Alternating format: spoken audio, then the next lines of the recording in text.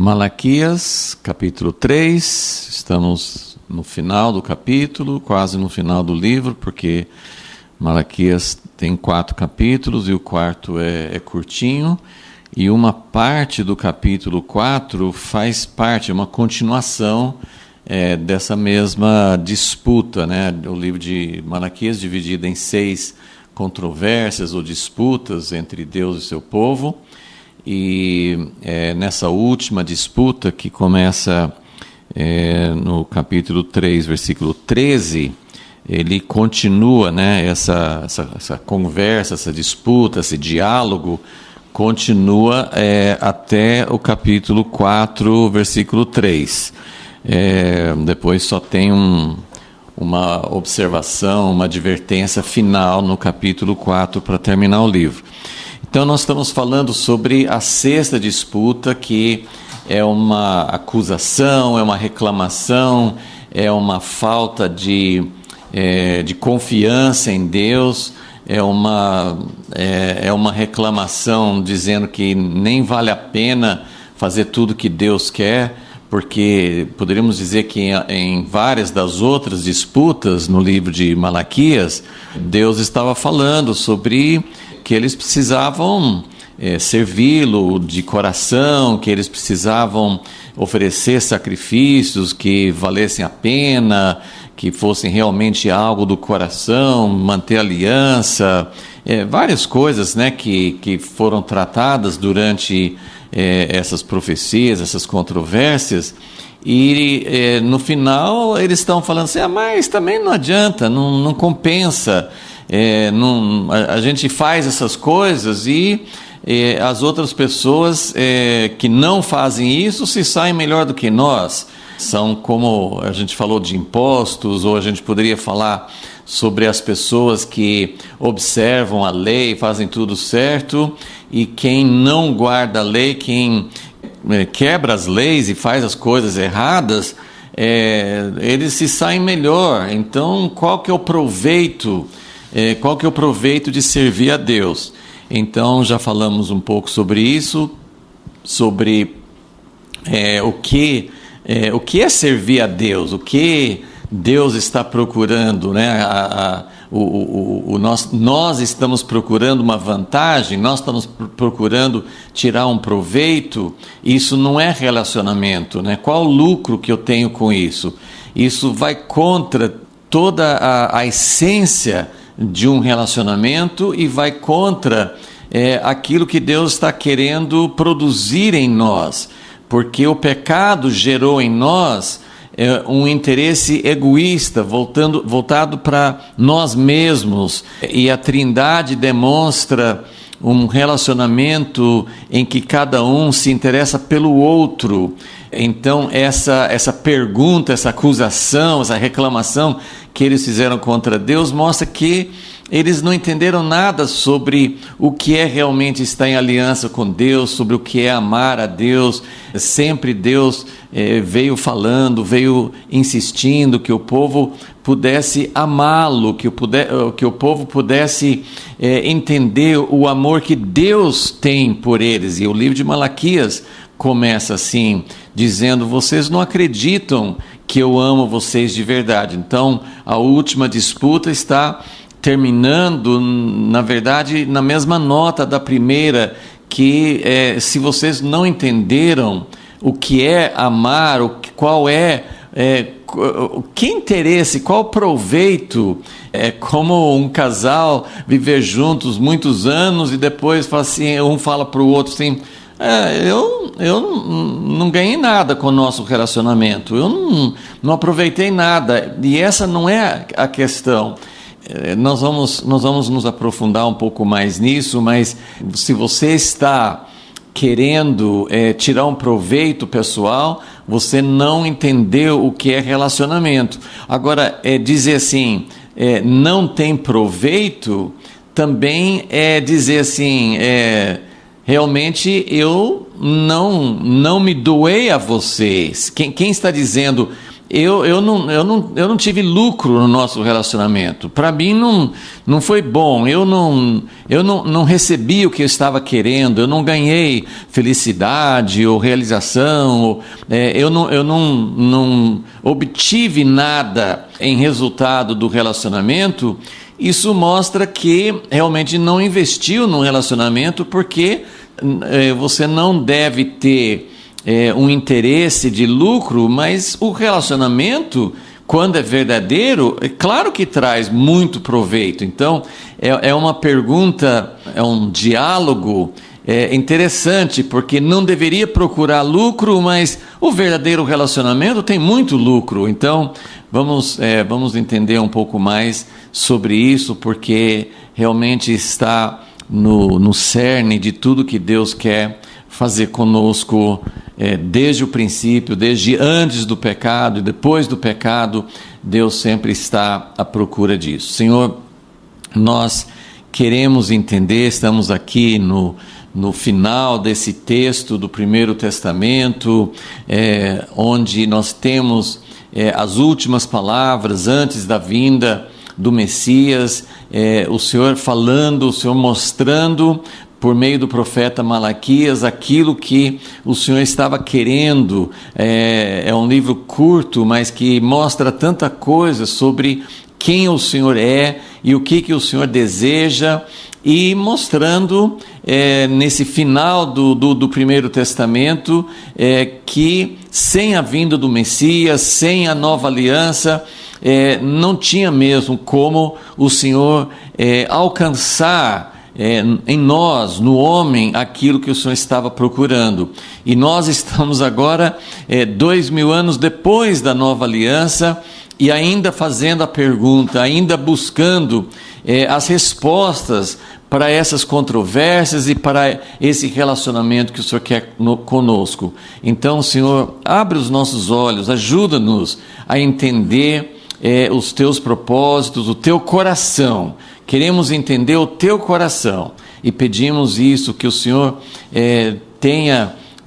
seja gracioso conosco, seja misericordioso, porque nós não merecemos. Quem faz esse tipo de pergunta, na verdade, não merece uma resposta mais profunda, mais de abrir o coração, mas o Senhor é bondoso, o Senhor se revela, o Senhor chega para nós querendo nos levar a essa posição. Então, ajuda-nos a entender ainda nesse texto do Primeiro Testamento aquilo que o Senhor continua procurando conosco na nova aliança, porque nós não queremos chegar ao fim desse período e o Senhor perguntar, e o Senhor ver a nossa pergunta, o nosso questionamento, ainda querendo achar algum tipo de vantagem em servir a Ti. Ajuda-nos, Senhor, nós pedimos e desejamos, em nome de Jesus. Então,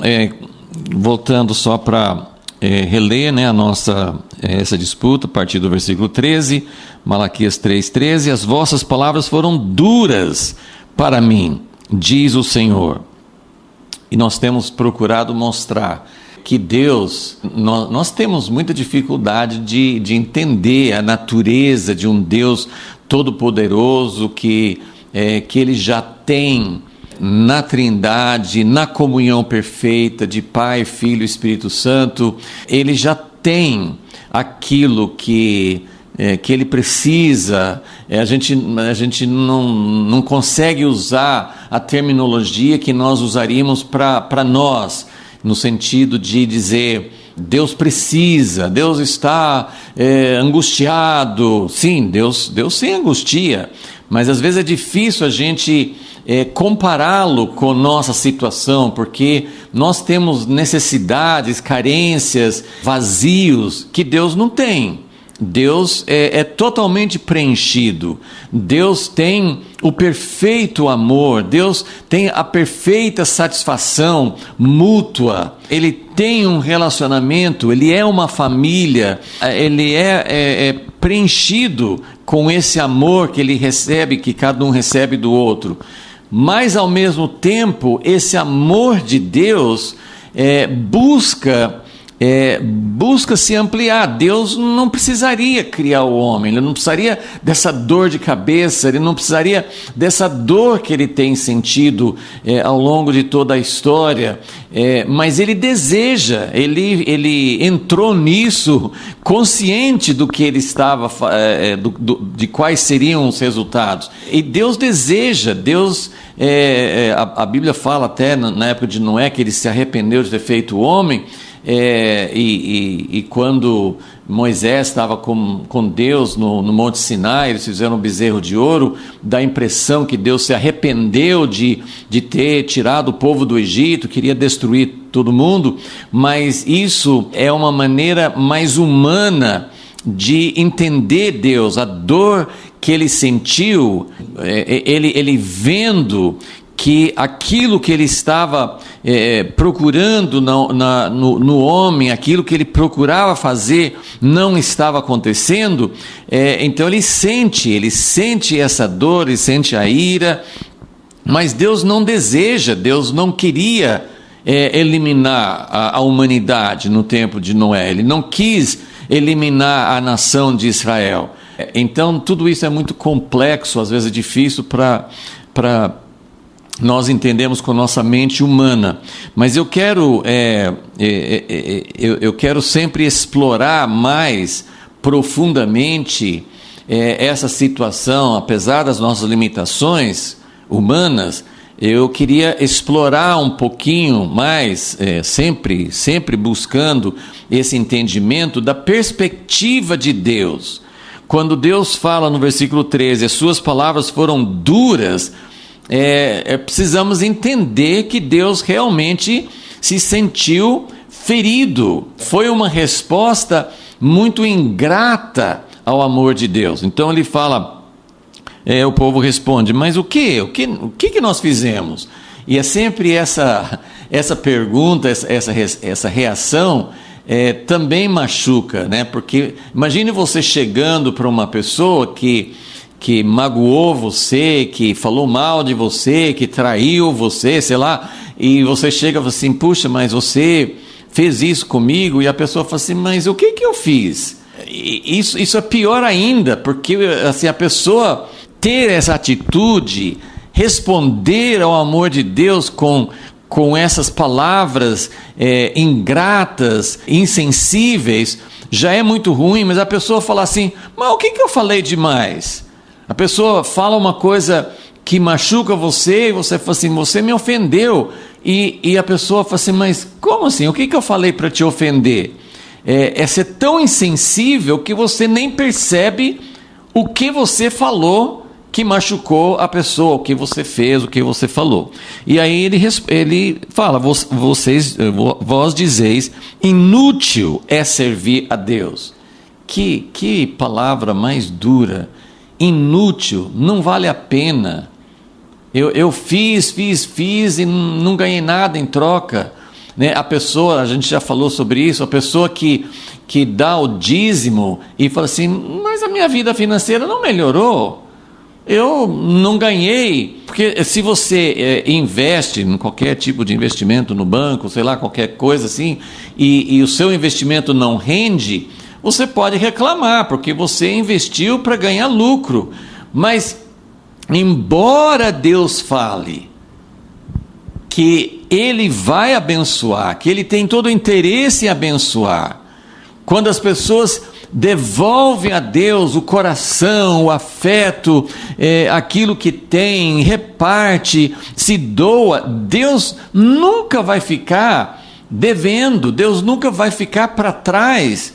Mas quando a pessoa fala, eu dei e não ganhei nada, mostra que ela deu com intenção errada. Então é muito complexo, mas mesmo nos nossos relacionamentos humanos, a gente consegue entender, né? Você investir, os pais, né? Pai e mãe, investir num filho anos e anos, investir assim, amor, tempo, dedicação, dinheiro também, e depois falar assim, eu investi tudo isso e esse meu filho não me deu nada em troca. Sim, Deus estava esperando alguma coisa em troca, E o nosso relacionamento com Deus tem recompensa. A Bíblia fala de recompensas. Então, a gente acaba falando um paradoxo, um mistério, uma contradição. Nós devemos servir a Deus sem esperar lucro, sem esperar uma vantagem, ganhar benefícios. O relacionamento com Deus não gera benefícios. O relacionamento com Deus gera Deus na nossa vida. O relacionamento com Deus o relacionamento é o benefício. Jesus disse: a vida eterna é conhecer a Ti. A vida eterna não é assim, eu vou me sacrificar, eu vou andar na linha, eu vou fazer o que é certo aqui na terra, porque eu quero viver para sempre numa mansão, no céu, eu quero ter privilégios, eu quero ser feliz. Não é isso. O céu não é mansão, o céu não é ter regalias, ter privilégios. O céu é conhecer Jesus, o céu é conhecer o Pai. Então, a vida eterna, ou a recompensa, é o relacionamento. Não é o que o relacionamento produz, mas a vantagem, o benefício, o galardão é o relacionamento. As outras coisas, né, como Jesus falou assim, se você buscar em primeiro lugar o seu interesse, o seu alvo, o que você deseja é o reino de Deus. E o que é o reino de Deus? O reino de Deus é viver em harmonia com Deus, em relacionamento com Deus, em aliança com Deus.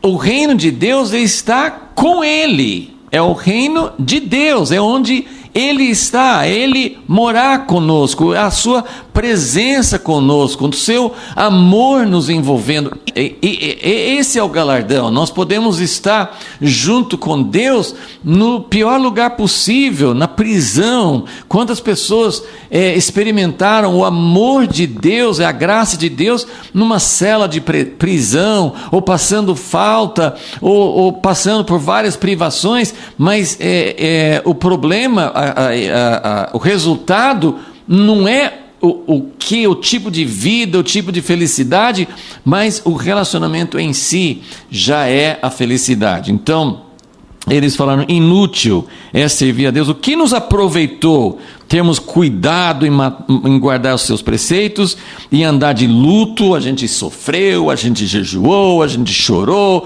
a gente fez um monte de coisa, como se Deus tivesse prazer. Também essa reclamação aqui de que eu penei, eu sofri, eu guardei mandamentos, fiz o que era certo, e era tão difícil, é tão difícil ser fiel a Ti, é tão difícil não ter outros deuses, é tão difícil não seguir o meu próprio coração, e eu fiz isso até chorando, mas não adiantou nada.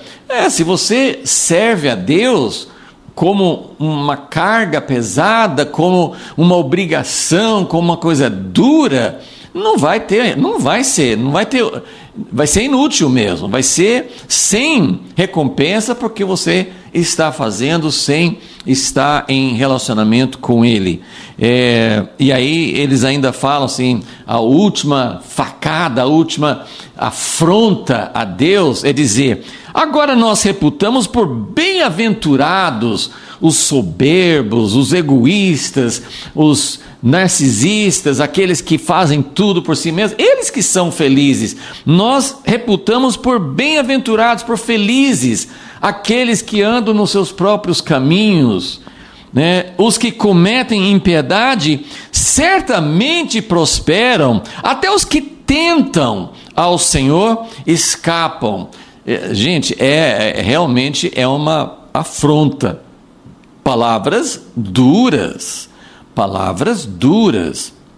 Então, como nós vimos na última aula, versículo 16: então aqueles que temiam ao Senhor falaram uns aos outros. Isso era algo assim, não é falar uma vez, esse verbo significa assim, algo que eles faziam costumeiramente. Eles se reforçavam juntos, porque o relacionamento com Deus é baseado em cada um ter um relacionamento individual, mas o prazer, a riqueza do relacionamento com Deus é coletivo. É algo que acontece entre nós, é corporativo, é coletivo. Era um grupo aparentemente pequeno. Tinha muitos que estavam reclamando, falando essas coisas, achando que, o que, mais ou menos, o contexto histórico, é que fazia mais ou menos 100 anos que eles tinham voltado da Babilônia, e não estava acontecendo nada daquilo que os profetas falaram, da restauração, deles terem esses benefícios de prosperarem na terra, de ter um rei, de serem independentes, de não ser mais obrigados a pagar impostos para os monarcas persas. Então eles estavam passando por tudo isso e dizendo assim, olha, não adianta, mas tinha um pequeno remanescente que se reunia, que falava.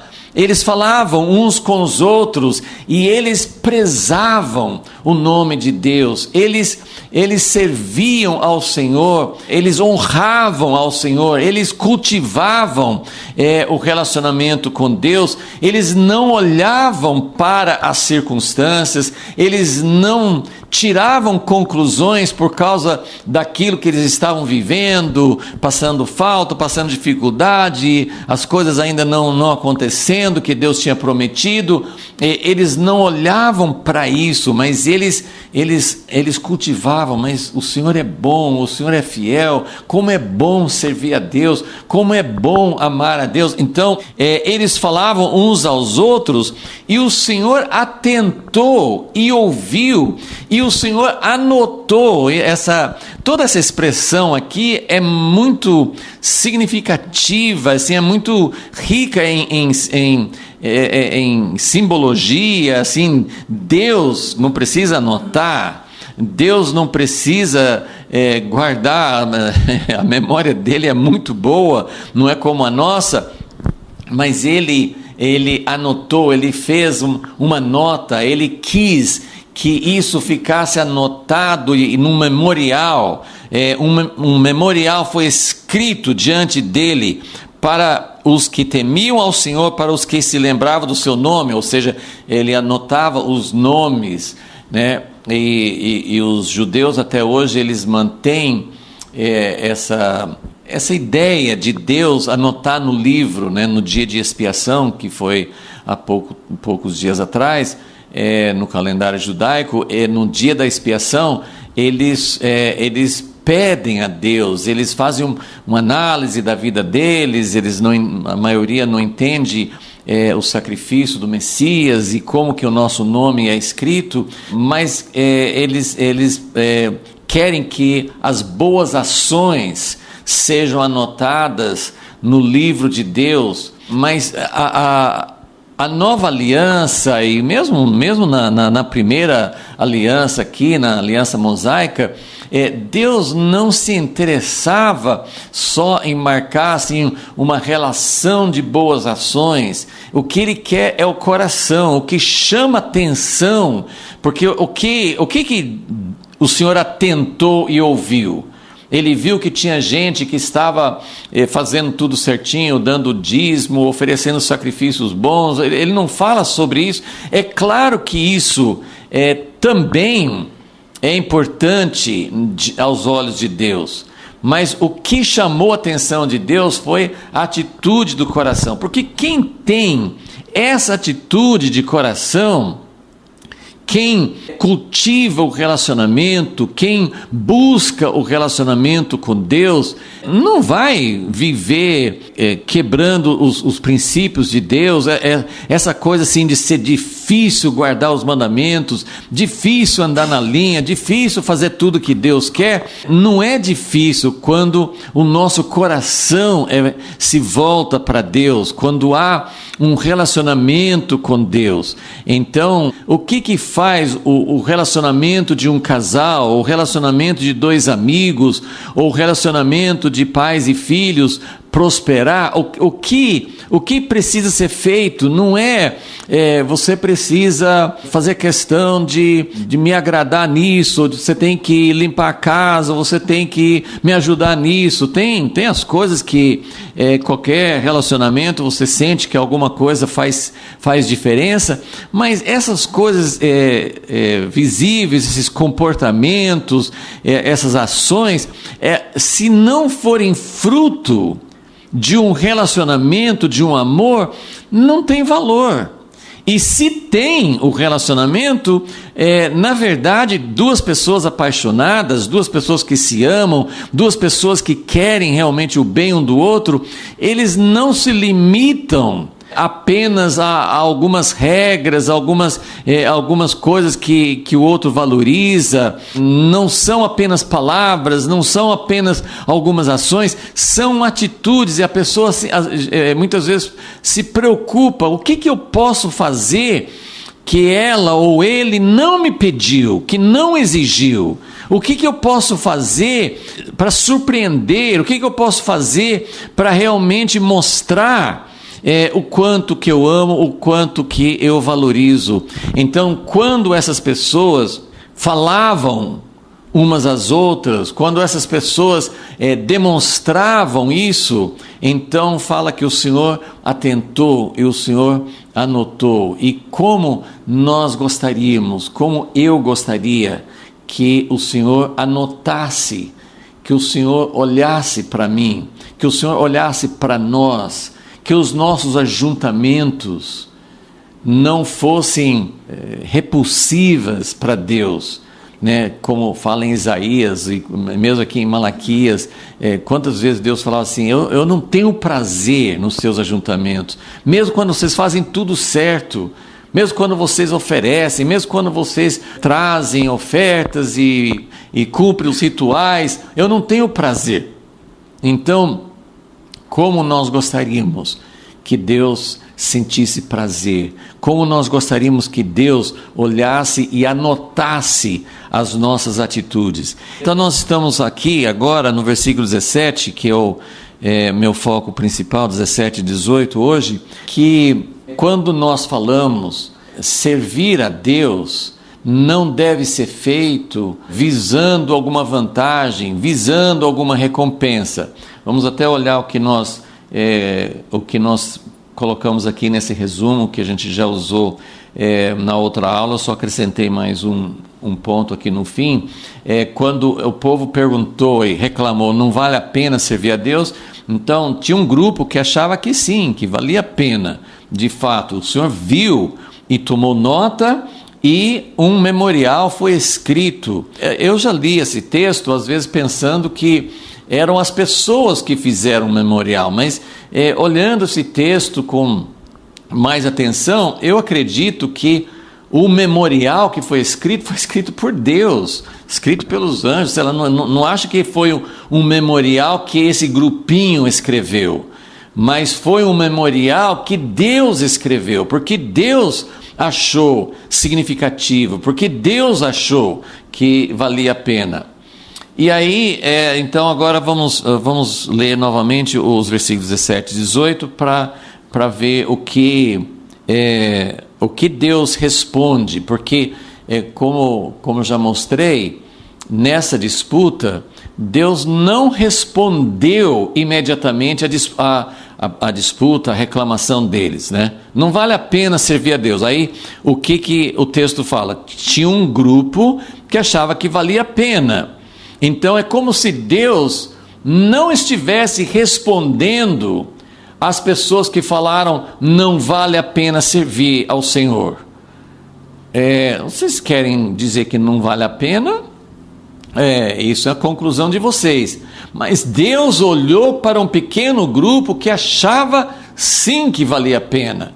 E Deus mandou escrever um memorial. E não sei aqui, não posso afirmar, né? Mas dá a impressão que Deus não estava respondendo àqueles que...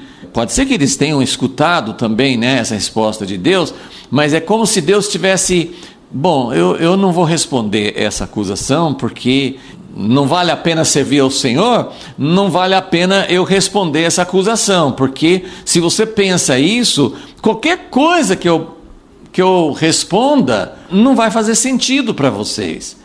Mas quando ele olhou para esse grupo que estava honrando a Deus e continuando a servir a Deus, mesmo sem ver resultado, era igual. O grupo que estava conversando juntos e que Deus tomou nota, eles não estavam recebendo mais vantagem do que os outros. Eles também estavam vivendo a mesma situação.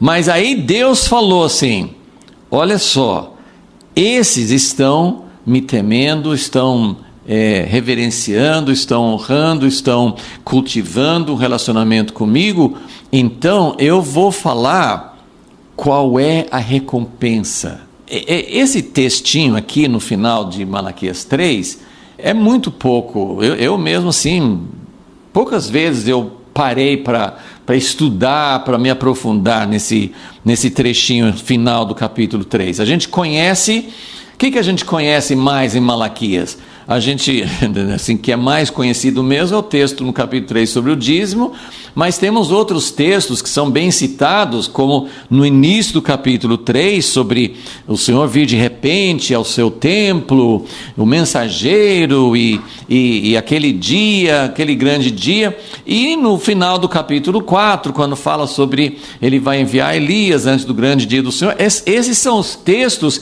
que nós mais conhecemos e, claro, são textos muito importantes. Mas esse texto que nós estamos estudando agora é muito pouco comentado, muito pouco conhecido, e se fosse perguntar para mim, ou se eu fosse perguntar para você, assim, qual é? Tá, a gente não deve servir a Deus buscando uma recompensa, mas nós sabemos, tem vários textos na Bíblia que fala que no dia do Senhor ele vem, ele vai dar a recompensa tanto para os maus como para os bons. A Bíblia fala sobre recompensas, a Bíblia fala sobre galardões, assim como a Bíblia fala sobre quem oferta ao Senhor, quem dá ao Senhor, ele retribui, ele abre as portas dos céus.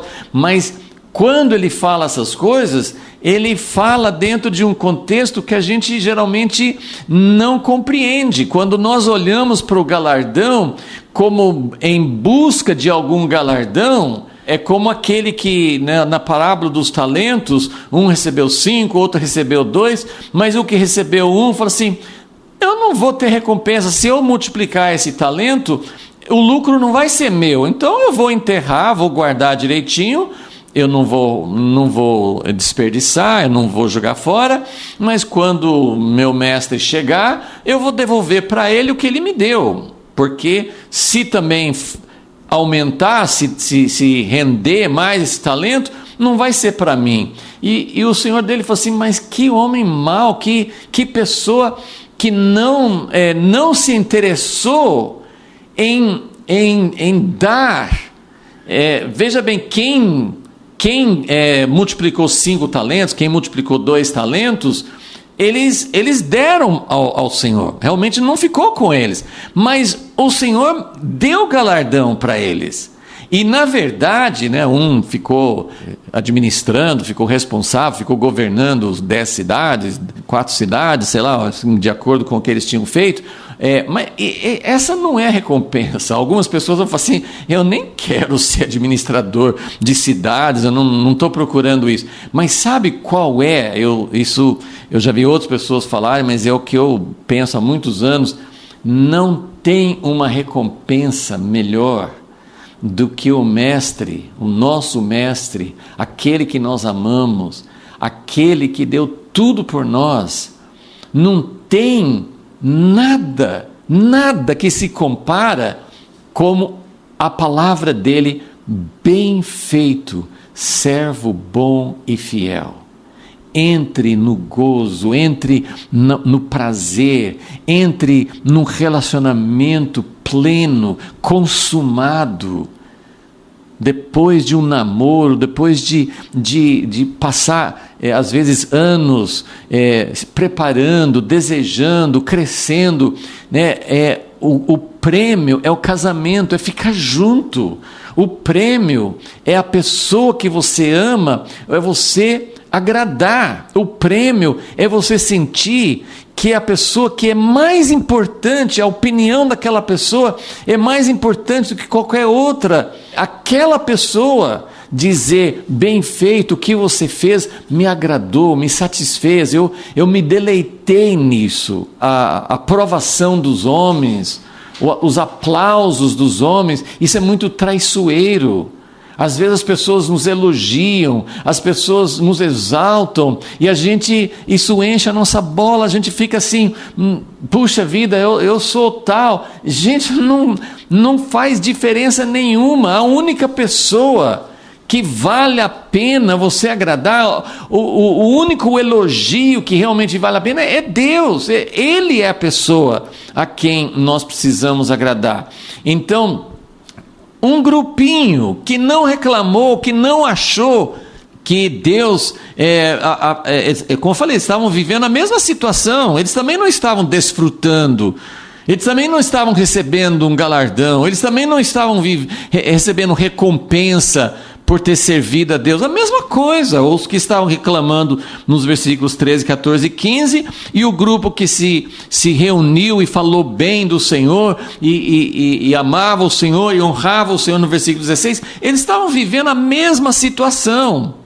Mas Deus atentou, Deus olhou para esse grupo, Deus olhou para esse coração, e Ele falou assim, vamos anotar. Mas o anotar é só o prelúdio. O galardão está escondido, tá em plena vista, né? Não está escondido, ele não falou em parábolas, ele não falou em enigmas, está claro aqui no versículo 17, é muito claro aqui, mas quantos de nós, quantas vezes nós olhamos esse texto? Claro que existem outros textos paralelos que falam a mesma coisa, mas quantas vezes nós olhamos para o galardão, porque a gente fala, eu vou servir a Deus, eu não vou atrás de um galardão, mas de fato existe um galardão, e Jesus, ele estava de olho no galardão. É diferente, é esse paradoxo que eu estou falando. Jesus servia o Pai porque ele queria agradar o Pai, mas em Hebreus 12 fala assim, pela alegria que lhe foi proposta. Jesus estava olhando para um resultado final, que não era, Filipenses 2 fala que porque Jesus se esvaziou, porque ele foi até a morte, porque ele serviu, porque ele sofreu, o Pai o exaltou, deu um nome acima de todo nome, a ele toda língua vai confessar o nome dele, todo joelho vai se dobrar. Mas quer saber uma coisa? Jesus não fez por causa disso. Jesus fez por causa do Pai dizer, este é o meu Filho amado, em quem está o meu prazer. Eu me deleito nele. É o relacionamento, então tem um galardão. Só que o galardão não é casas, famílias, possessões, felicidades, realizações. O galardão não é isso. Isso vem depois, isso faz parte. Pode não fazer parte agora, mas é claro que em última análise, o Pai não ia deixar Jesus sofrendo, ele não ia deixar ele no Hades, ele não ia deixar ele separado. O Pai nunca ia fazer isso, e Jesus confiava nisso. Jesus se entregou, se esvaziou, se derramou, mas ele estava apostando, não em resultados, não em nome, não em ser o soberano sobre todas as raças e povos e línguas e nações. Ele estava de olho na plena satisfação do Pai. Ele compartilhava o mesmo amor, a mesma dor do Pai pelos filhos afastados. Então, o prêmio de Jesus era trazer as pessoas de volta ao Pai, é trazer esse prazer para o Pai dizer, esses são meus filhos, eles não estão mais afastados de mim. Jesus conquistou, Isaías 53 fala sobre isso, que ele verá o penoso trabalho, a dor de parto, o sofrimento, ele verá o fruto. Tem um fruto, tem uma recompensa. Então, quando a gente fala assim, não procure recompensa, sirva a Deus sem buscar recompensa, é verdade quando você está colocando recompensa como coisas, como frutos, como desfrutar de algum benefício, saúde, possessões, não sentir falta das coisas, tudo correr bem, tudo prosperar. Isso são coisas que podem não acontecer no momento, então não é isso que você está procurando. Não é por isso que você está servindo a Deus, mas se você está de olho na verdadeira recompensa, existe uma recompensa, e Deus fala aqui. Então ele olhou para esse grupo, no versículo 16, ele anotou, ele fez um memorial, mas ele colocou no versículo 17, esse grupo, essas pessoas, eles serão meus, diz o Senhor dos Exércitos, minha possessão particular, naquele dia que prepararei. Poupá-los-ei como um homem poupa a seu filho que o serve. Então vereis outra vez a diferença entre o justo e o ímpio, entre o que serve a Deus e o que não o serve. Então, no fim, olha só que paradoxo, porque o povo estava dizendo assim, não vale a pena servir a Deus, né? Na última aula até li aquele texto em Eclesiastes 9, onde Salomão faz aquela afirmação, o que acontece com o justo acontece com o ímpio. Todos morrem do mesmo jeito, todos passam pelas mesmas situações, né? O próprio Jesus, quando ele soube de uma torre que caiu e matou umas pessoas, Jesus falou assim, não é porque aquelas pessoas foram mais pecadoras. Então Jesus estava dizendo o que acontece numa guerra, o que acontece numa tragédia, quando tem um terremoto, quando tem um tsunami, quando tem uma grande tragédia, quem morre, quem sofre?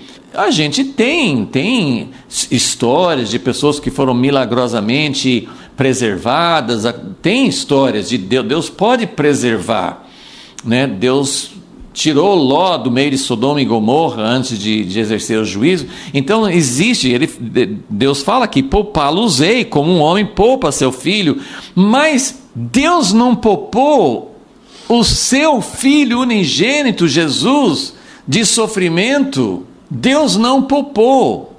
Então tem uma proteção. Deus não deixou o seu filho na morte, ele ressuscitou. Então o poupar de Deus, a preservação de Deus nas tribulações, na grande tribulação, nas tribulações anteriores, nas guerras, nas fomes, nas perseguições, Deus pode preservar, Deus pode não preservar, naquele sentido de preservar a vida naquele momento, mas existe uma diferença. E Deus está falando, aqui Deus está respondendo. Vocês estão falando que não adianta?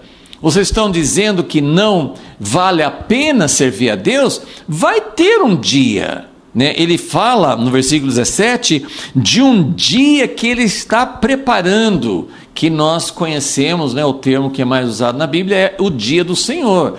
Tem um dia em que Deus vai tomar de volta o controle. Deus nunca perdeu o controle. Deus pode fazer o que Ele quiser hoje e sempre pôde fazer e sempre poderá fazer. Deus pode colocar reis, tirar reis, depor, acabar com impérios, permitir que impérios subam.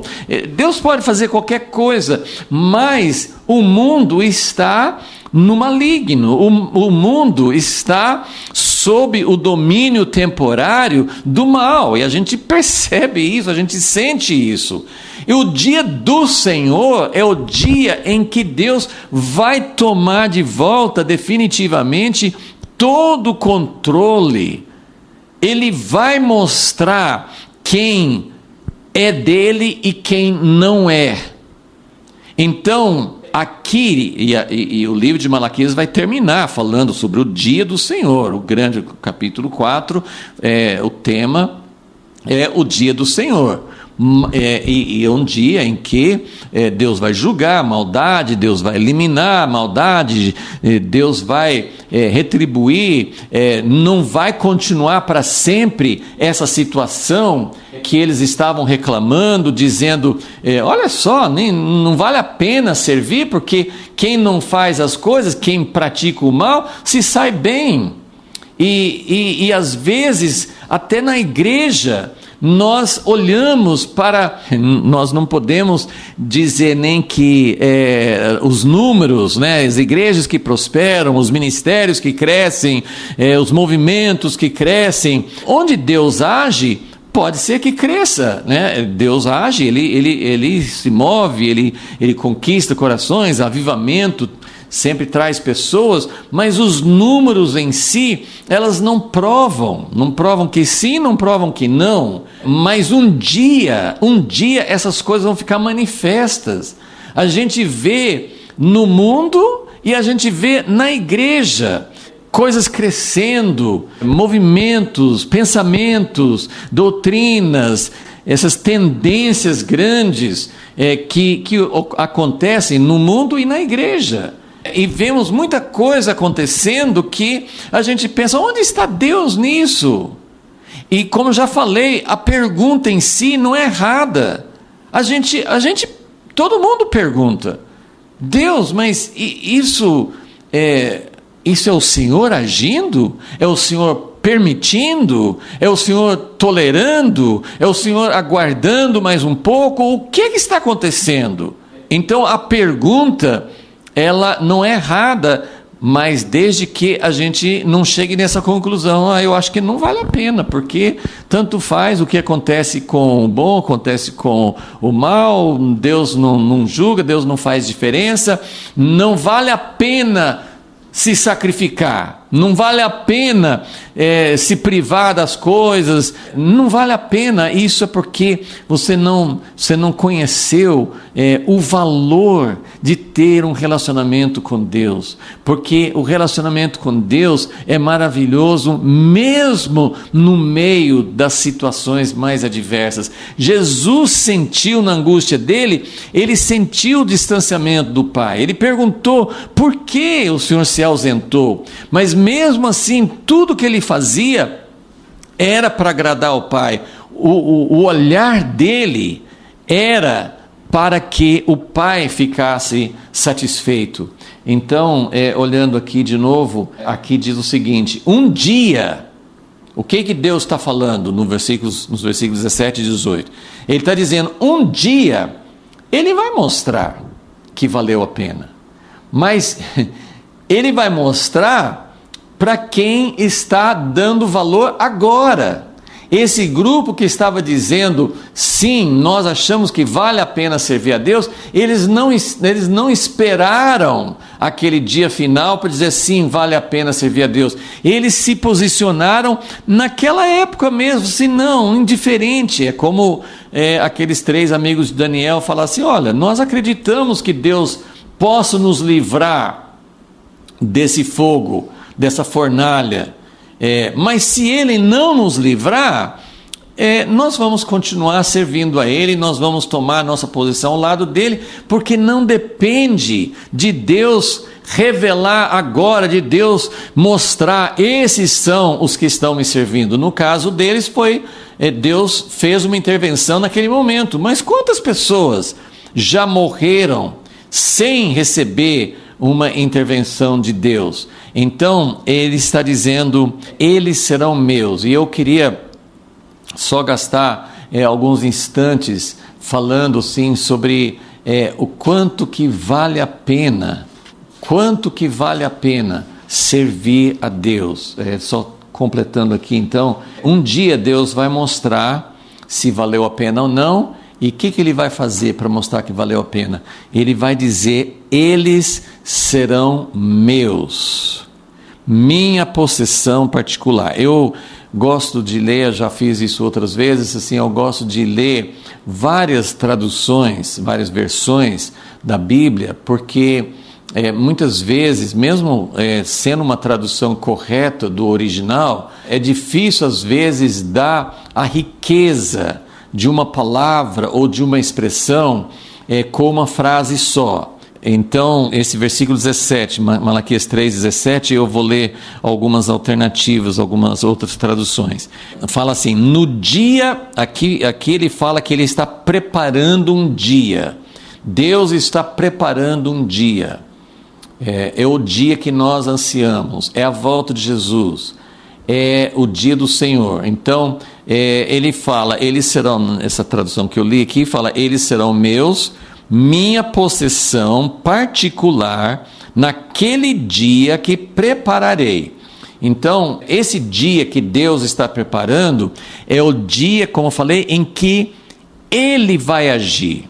Deus sempre agiu, mas de uma forma, muitas vezes, aguardando, permitindo que as coisas corram o seu curso. Deus permite muita coisa acontecer para que nós possamos escolher, para que as pessoas demonstrem o que Deus quer saber de nós.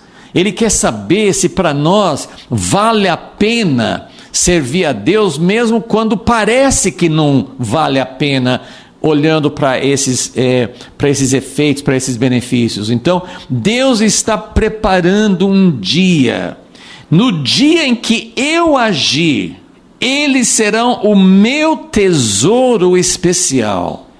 Então, agora, de fato, não dá para saber, olhando assim de fora, nem quando a gente às vezes quer escutar, quer perceber, no meio de tanta mistura, tanta contaminação, tantas teologias da prosperidade, do domínio, da exaltação do homem, do foco em números, do foco em benefícios, no meio de tanta coisa que confunde, no meio das ideologias políticas que invadiram a igreja, campo de esquerda, campo de direita, campo dessas outras ideias, apoio a Israel, não apoio a Israel, tem tantas coisas acontecendo, tantas coisas, então às vezes você pensa, como que eu vou saber o que está certo? Tudo misturado, tudo contaminado, mas no dia em que eu agir, eles serão, existem pessoas, existem grupos que Deus está preparando como seu tesouro especial.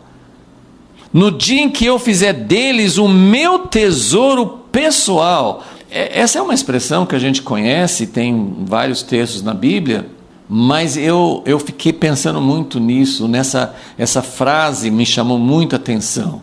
Eles serão minha possessão particular, meu tesouro especial. Outra tradução fala assim: eles serão meus naquele dia em que eu publicamente reconhecer, abertamente declarar que eles são minhas joias, minha possessão especial, meu tesouro particular.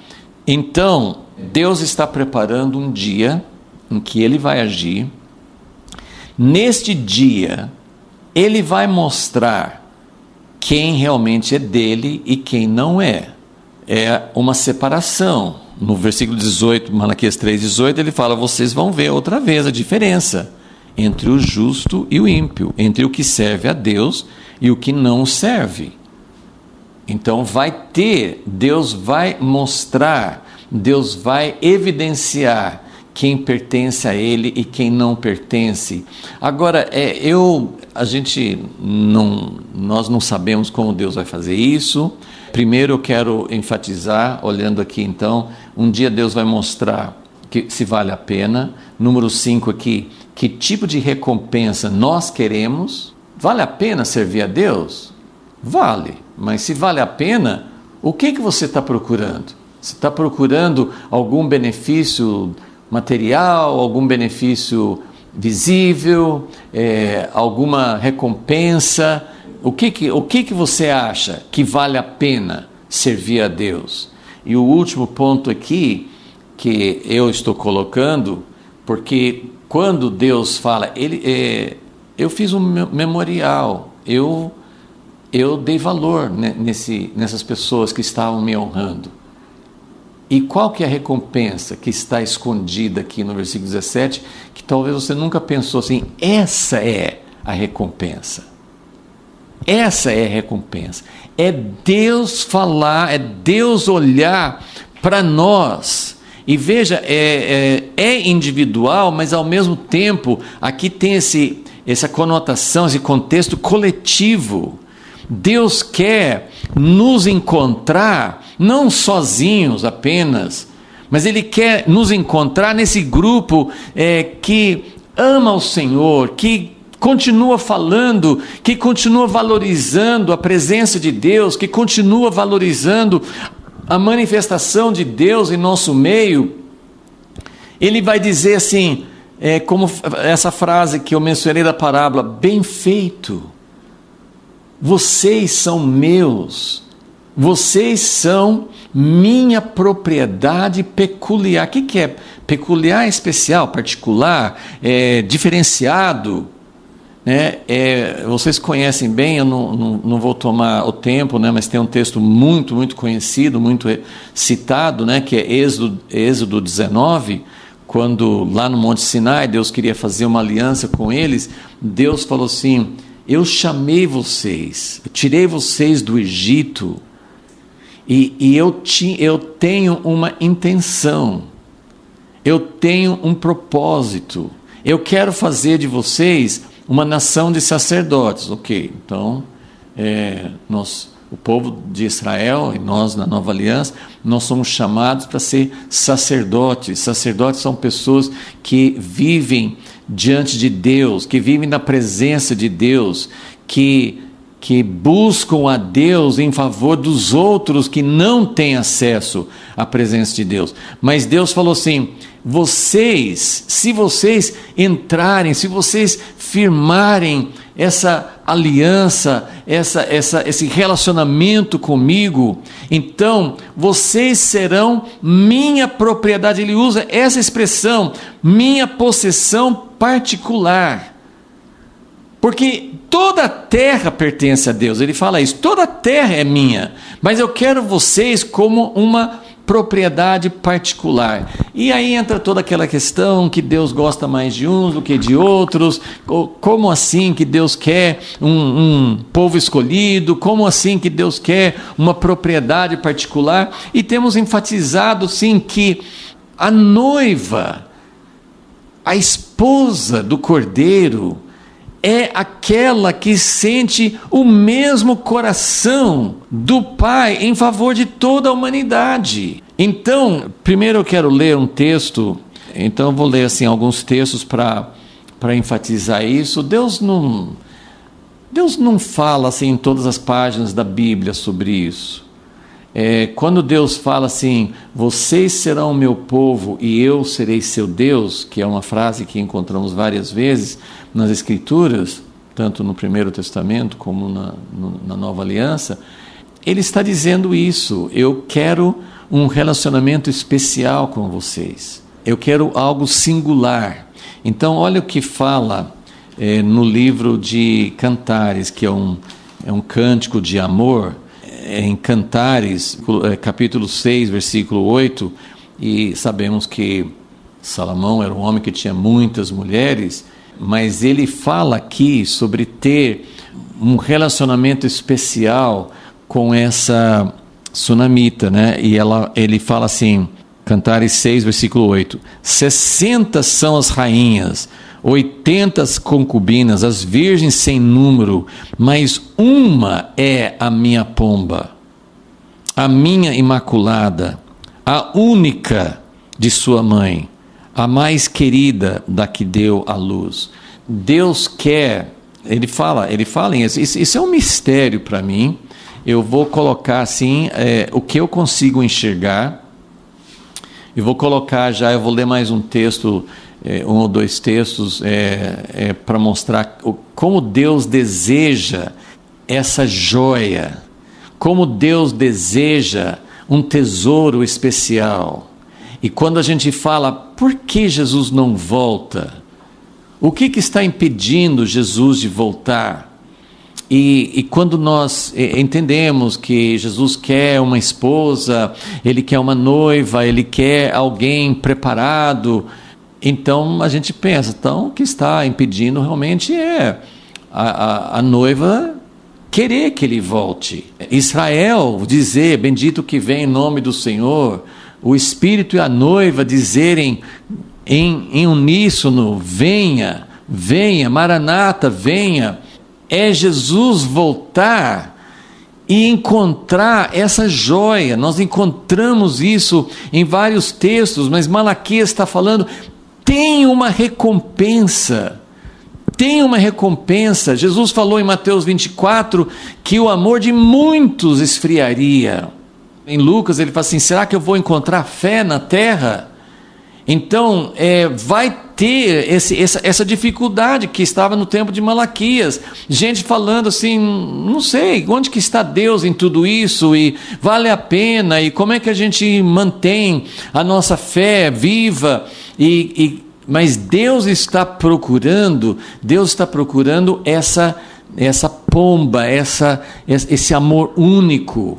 E não significa necessariamente, eu não sei como é que será essa questão de salvação, mas eu só queria, para dar esse contexto aqui, não vou ler também os textos, estão lá em Apocalipse 21, mas no final da história, para entender o que será que é essa noiva de Jesus, em relação à humanidade em geral. Eu não tenho uma doutrina, não quero propor nada, mas assim, o que está escrito lá em Apocalipse 21 é que João, o apóstolo João, ele teve essa visão e fala duas vezes naquele capítulo 21 que a cidade santa que descia do céu era a noiva do Cordeiro, era uma cidade brilhando. Ele fala das portas, dos alicerces, das pedras preciosas. Ele fala de uma cidade que brilhava, que não precisava de sol, porque o próprio Cordeiro e o Deus poderoso estavam na cidade, eram a luz. Mas ele fala duas vezes que a cidade, essa cidade espiritual, essa cidade sendo preparada, essas moradas que Jesus foi preparar em João 14, essa união entre Jesus e sua noiva, são as joias, são o tesouro especial. Então a cidade de Jerusalém representa ali a noiva, e ele fala isso, essa é a noiva ataviada, preparada, é a noiva pronta para Deus morar ali. Só que ele fala também, fora da cidade, aqueles que na cidade não vai entrar, ninguém que não tem o nome escrito no livro da vida, não vai entrar coisas impuras, mas ele fala da cidade como a noiva, e ele fala sobre os reis, sobre as nações da terra que entram na cidade, que entram e saem. Então, o que eu estou propondo, né? A noiva do Cordeiro são essas pessoas que mantiveram a fé, que continuam amando, é a companheira de Jesus que vai estar junto com ele, trazendo todos para dentro do seu abrigo, todos, eu digo assim, todos os demais que forem salvos. Então tem muita coisa que nós não entendemos, e a gente não precisa pensar numa exclusividade, não precisa pensar assim, eu quero estar no meio, né? Tem grupos que ensinam que os 144 mil é um grupo seleto, e outras pessoas não fazem parte, então tem toda aquela coisa, eu sou do grupo melhor, mas Deus quer um relacionamento. Então, eu vou ler agora em Isaías 62, que eu acho que expressa um pouquinho, tem vários outros textos que falam sobre isso, talvez a gente consiga ler também em Oséias 2, mas em Isaías 62, começando no primeiro versículo, ele fala: por amor de Sião não me calarei, por amor de Jerusalém não me aquietarei, até que brilhe a sua retidão como a aurora, a sua salvação como uma tocha acesa. As nações verão a tua retidão, todos os reis a tua glória. Chamar-te-ão por um nome novo, que a boca do Senhor nomeará. Versículo 3, esse aqui é o que Deus está procurando. Como isso vai acontecer? Como que Deus vai reconhecer os que são dele? Como que Deus vai honrar? Qual que é o galardão de realmente ter essa intimidade com Deus? O último ponto aqui é a melhor recompensa, a única recompensa que deve nos interessar, que Paulo fala em Filipenses 3, que ele corria atrás de uma recompensa. Ele falou assim, eu estou correndo atrás do prêmio sublime, da soberana vocação. Eu corro atrás, eu não acho que eu já alcancei. Então, a Bíblia fala de vencedores, a Bíblia fala de estar mais próximo. Jesus tinha os 12 discípulos e tinham graus diferentes de proximidade com ele. Em vários lugares na Bíblia fala a respeito, sim, tem muitas estrelas e cada uma tem um brilho diferente, então tem diferenciação. E a recompensa não é essa coisa assim de mandar mais, de ser exaltado, de ter privilégios, esse não é o galardão. O galardão é estar perto de Jesus, perto do Pai, unidade com o Pai. A melhor recompensa é dar a Deus a satisfação que Ele merece.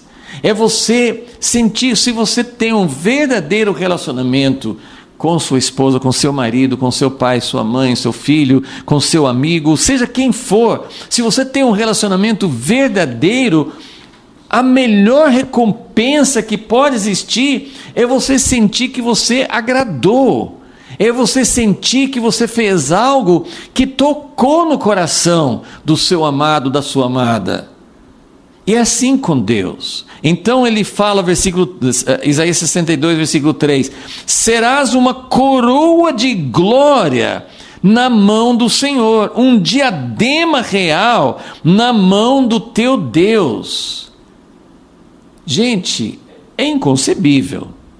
Como é que nós podemos ser uma coroa de glória? Nós somos uma vergonha, nós somos uma decepção, mas Ele está trabalhando em nós, Ele está gerando um diamante em nós, Ele deseja produzir em nós, individualmente sim, mas ainda mais coletivamente. Ele quer desenvolver essa identidade de noiva, de esposa, de companheira, de intimidade, de alguém em perfeita sintonia, de alguém. Agora, como que isso assim? Eu sempre, há muitos anos, eu fico pensando nesses textos de Apocalipse 21. Quem são as nações? Quem são os reis da terra? Tem Jerusalém, que é a noiva, mas tem as nações, e é tudo maravilhoso, é o reino de Deus.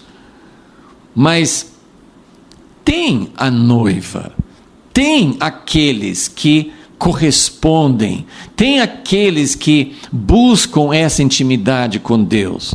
Então, serás uma coroa de glória na mão do Senhor, um diadema real na mão do teu Deus. Nunca mais te chamarão desamparada, nem a tua terra se denominará jamais assolada, mas te chamarão. Agora, olha só o nome. Isso aqui representa o que Deus está buscando desde o início. Ele quer um tesouro especial. Quando ele fala em Êxodo 19, eu quero que vocês sejam a minha propriedade peculiar. Então ele não quer mais, ele só quer aquele grupo. Não, ele quer aquele grupo, aquela nação, aquele povo que é a sua companheira, que é o seu parceiro para alcançar toda a humanidade. Mas ele tem alguém que vai chegar perto dele, como Moisés chegou, como Abraão chegou, de ser amigo dele, de ser próximo a ele, de cooperar com ele, de sentir com o Paulo as aflições pelo corpo de Cristo, de dar a própria vida para que o resto se aproximasse, todos os outros se aproximassem. Então, te chamarão Efsibá, que significa meu prazer está nela, e a tua terra, Beolá, que é casada. O versículo 5, como o jovem se casa com a donzela, assim teus filhos se casarão contigo, como o noivo se alegra com a noiva, assim se alegrará contigo o teu Deus. Então Deus fala em Malaquias 3, que a recompensa é Ele ter prazer em nós.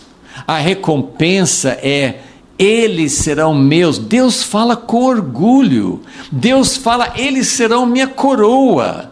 Deus fala assim: eu vou me casar.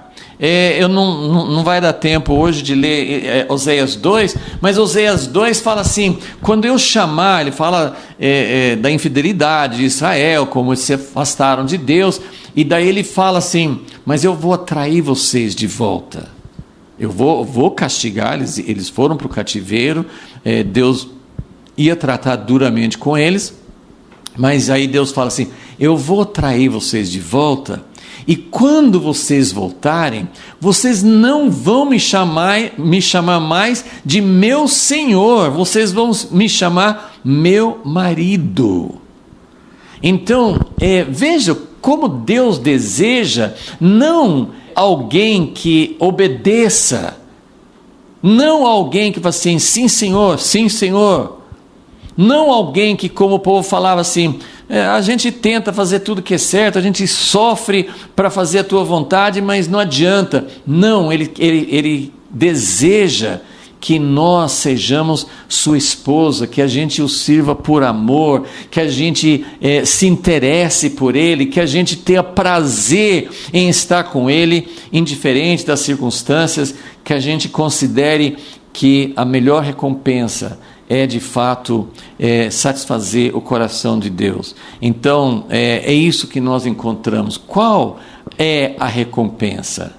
Qual é a recompensa que Deus vai dar? Nós fazemos as perguntas erradas. Nós queremos saber se a gente contribuir com nossas finanças, se Deus vai nos abençoar financeiramente. Essa não é a questão. Pode ser que sim, pode ser que não, depende das circunstâncias, do propósito de Deus. Quando Deus abençoou José, ele estava na casa de Potifar, estava na prisão, e Deus abençoando, porque ele estava ali cumprindo a vontade de Deus. E Jesus falou isso: o meu prazer é fazer a tua vontade, meu prazer é saber que eu estou fazendo aquilo que alegra o coração do Pai. Então, eu não sei como será no reino eterno, eu não sei quem é a noiva e quem são as nações e os reis da terra. O importante eu quero essa recompensa. Eu não quero servir a Deus em busca de vantagem material, temporal, presente, mas eu quero a recompensa. A recompensa é amar a Deus. A recompensa é ser amado por Ele. A recompensa é satisfazer o coração dEle. Então, existe sim uma grande recompensa em servir a Deus, que nós possamos entender isso, que nós possamos perseverar nisso, que nós possamos desejar a purificação do nosso coração, porque nosso coração sempre está mesmo que a gente não queira, nosso coração sempre deseja, a gente acaba cobiçando, desejando, tendo algum prazer em recompensas erradas, em motivações erradas, mas que Deus nos purifique, que Deus, como ele falou em Malaquias 3, que esse fogo do ourives, que esse fogo que purifica, que elimina essas coisas erradas, que a gente seja aperfeiçoado como pedras preciosas, que a gente possa fazer parte dessa Jerusalém celestial, que é a noiva de Jesus e que satisfaça de verdade o coração dele. Senhor, é isso que nós queremos. É maravilhoso saber que o Senhor deseja encontrar em nós joias preciosas, que o Senhor quer fazer de nós a coroa, a glória para o Senhor, que o Senhor acredita, que o Senhor investe em nós para que nós possamos satisfazer o teu coração e viver um relacionamento maravilhoso de amor. Que isso seja uma realidade, que nós possamos colocar isso como o motivo central, como Paulo colocou, o alvo, o propósito da nossa vida. Pedimos e te agradecemos por ter nos mostrado isso, em nome de Jesus. Amém.